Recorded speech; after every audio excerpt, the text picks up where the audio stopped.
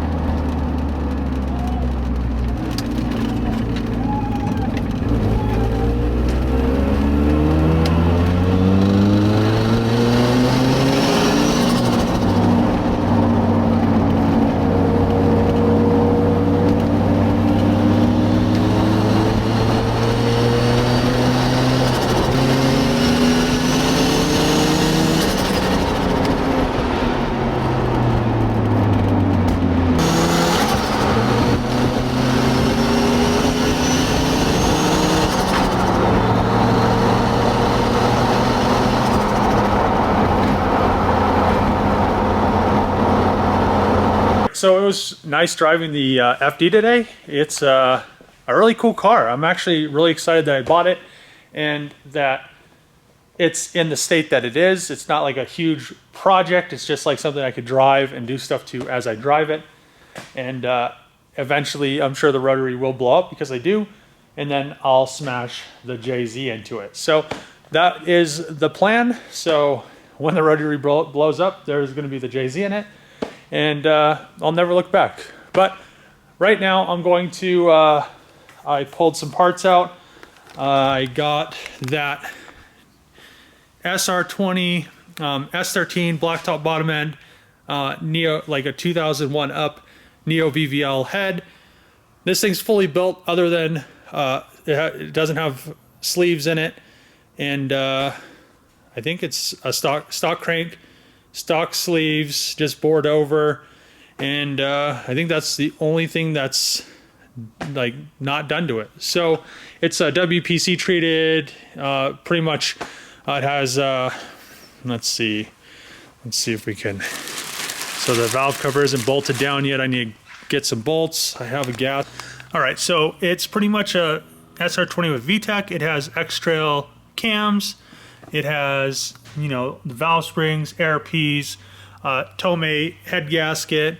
It has bigger intake exhaust valves. It has Tomei intake and exhaust cam gears.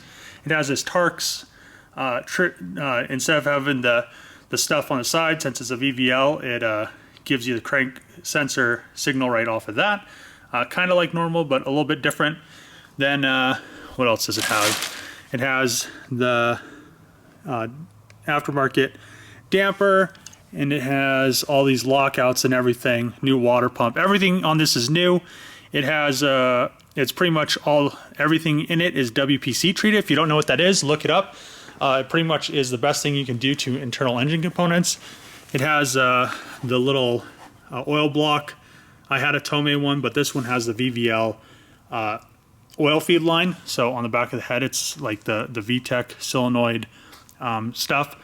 And it has let's see, going down, it has a Tomei oil pan, which I'm probably going to swap out for my Moroso over there. We'll see. I'm not exactly sure. All new seals, all new gaskets. You know, the whole thing has been like extremely well gone through and built. Shop built it, but it was my friend's. He sold it to me when I was in San Francisco. That's the engine I picked up. So I already had a built SR20. It's a part though, because it was for the blue coupe or the vert. It came out of the vert, but I was planning on putting on the blue coupe. And then he had this, so I bought it, and I'm going to use my exhaust manifold.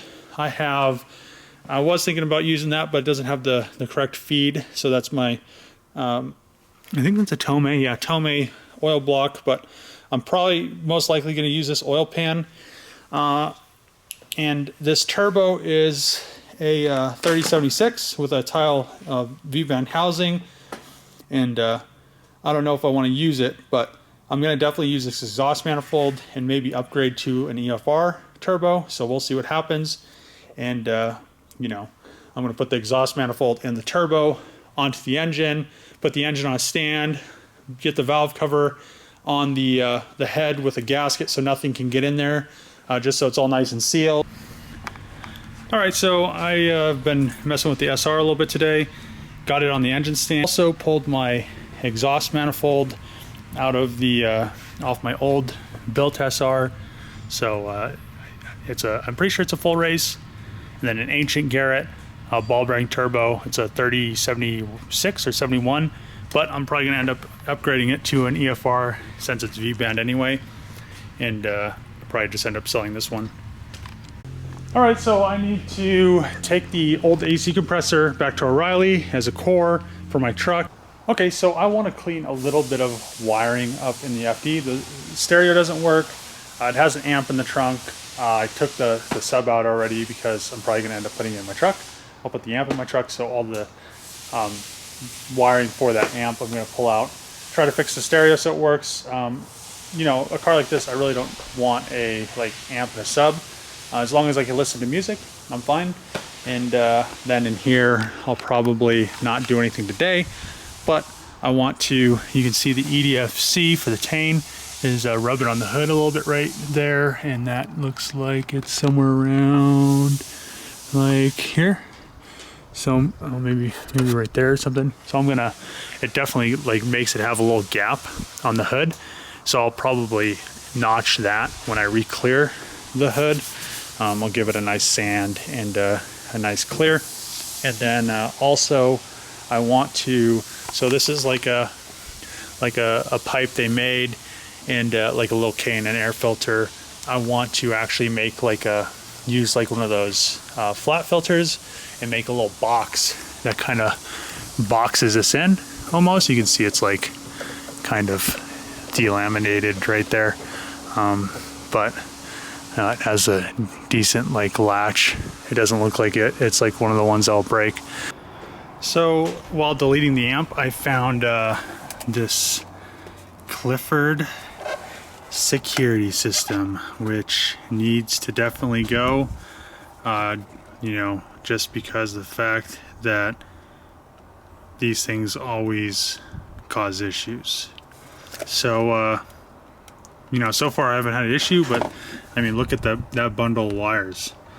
So I'm definitely gonna have a little bit of work to do, just to you know, I thought I was just gonna delete a couple wires, and now I'm deleting a whole like spool, that like crazy bundle right there of wires, crazy bundle.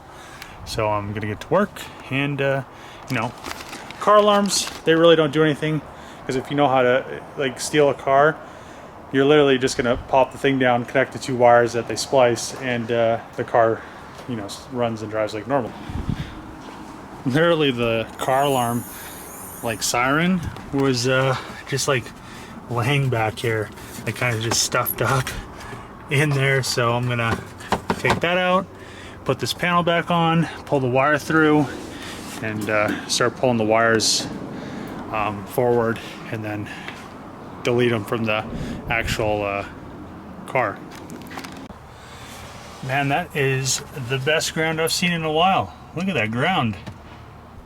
This car alarm is actually scaring me. I've never seen one with so many wires. And then I pretty much have everything back here cleaned up. You can see that over there, there's the wire, right there is the wire for the EDFC, for the Tane flex, monoflex coilovers. It was running down the center, but there's so much wire, I'm gonna run down the sides with the rest of the harness. This one I still need to route, and then I'm gonna put the little trim piece back in. If anybody has one of these, I need one, so let me know how much you want for it, just because this one has a crack in it, and that makes me kind of sad. And yeah, so I'm gonna put that in there, all this other trim back together, and the rear stuff all back together. Vacuum this rear trunk carpet. Now it doesn't have a stupid amp in there, and my pile of just like random stuff I'm pulling out of the car that you don't really need in a car is getting larger. So the EDFC harnesses run with the normal harness, so it looks really factory.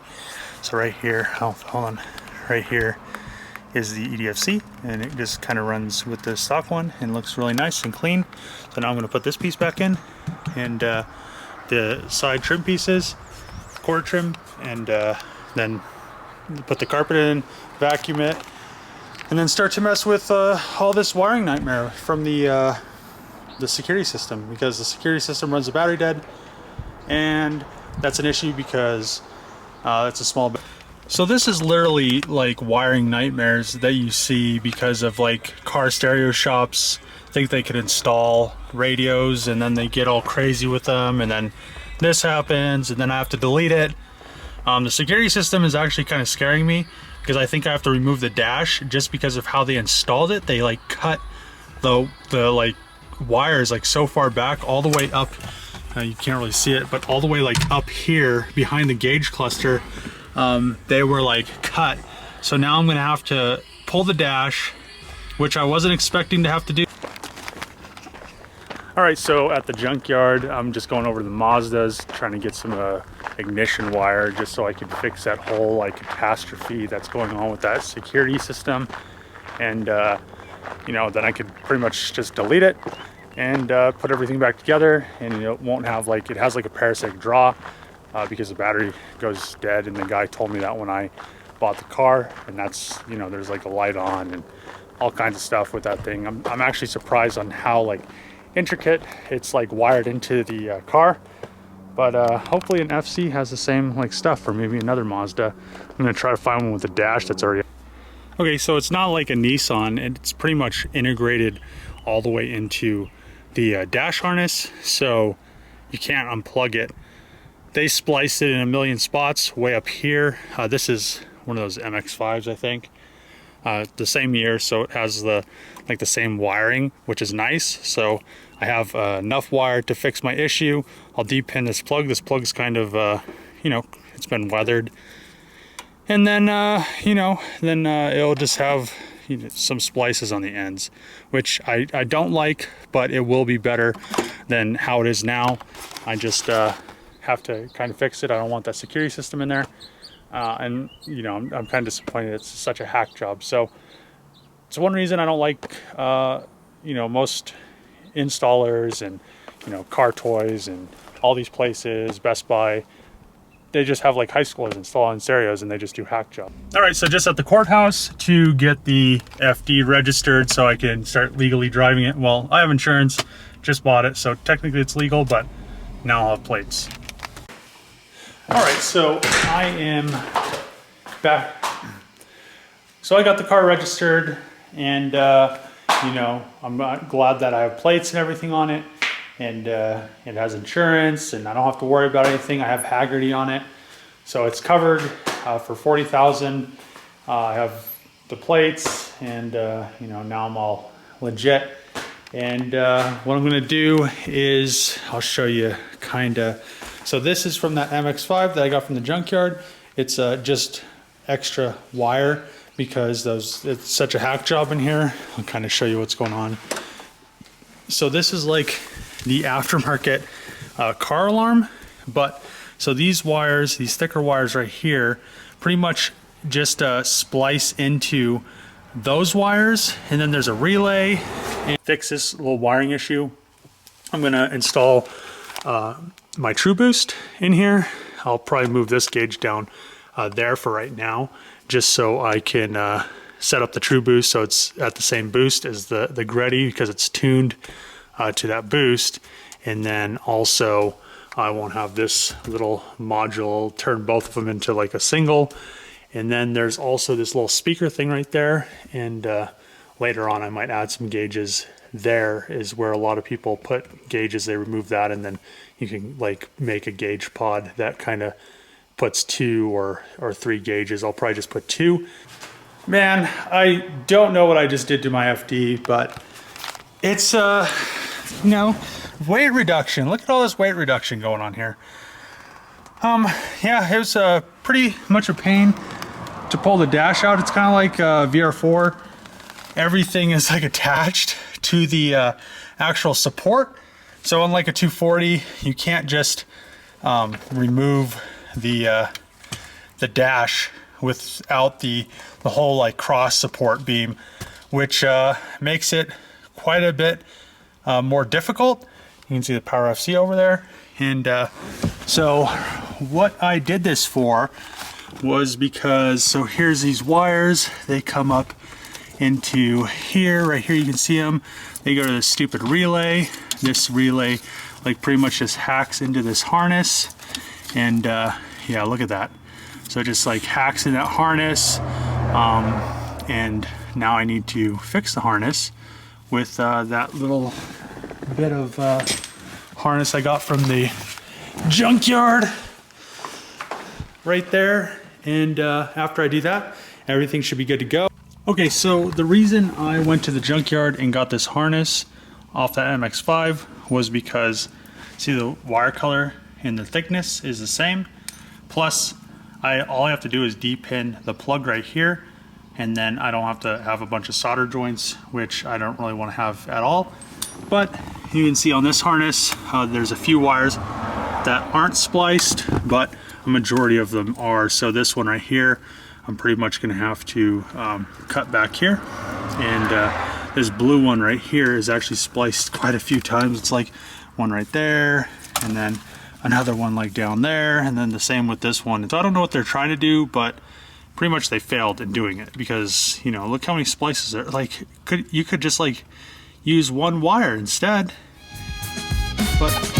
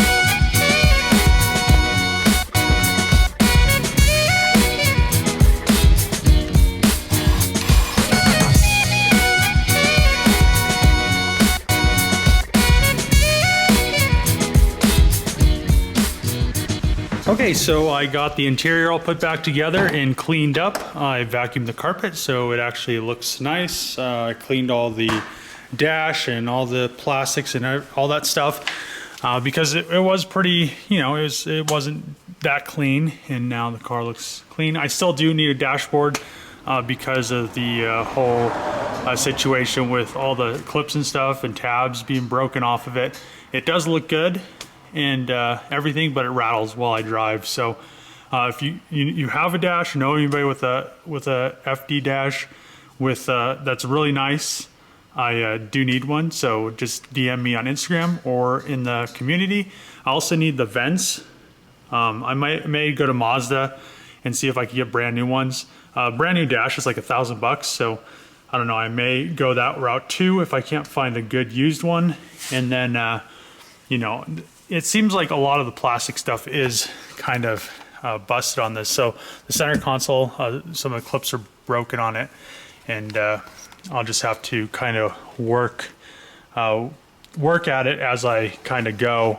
But I want to definitely keep the car in a driving state, and that's why I kind of put this back together. You can see there's a big hole where that radio used to go because that radio wasn't really any good. So that radio is like old, and I'll get a double din pretty soon. I think I'll have to get a new dash. I'll probably get a double din, but to actually like mount it in there correctly, I'll have to get a new dash because this dash is just so far gone, and that's a problem. But yeah, double din is gonna go here. I'm probably gonna put like 2 gauges where this little speaker thing goes instead of having a little speaker thing, and then pretty much all the other gauges will stay the same. I'm gonna keep this Profit B for right now, so I'm gonna wire it back in temporarily. I kind of routed everything with this and the boost gauge just so it is easy to remove. The reason that is because I'm going to the True Boost. Once that sensor comes, I'm gonna switch over to this. But for the meantime, I want to still be able to drive the car and have fun. So this is already programmed for the 2 settings, high and low boost, and the percentages. So I'll have to transfer that over to the True Boost once that pressure sensor comes, and then I'll just have this one boost gauge that does 2 things instead of all this mess right here that, you know, just shows me boost, and then this shows me, you know, this controls it. All right, so that's it for this video. I got a lot of stuff done with the FD. I got the VIN inspection, got it registered, and actually was able to cruise it around after I fixed that whole wiring nightmare. So if you like the video, subscribe, comment below, click that bell if you have not, just so you get notifications when I post new videos. And thanks for watching. See you next time.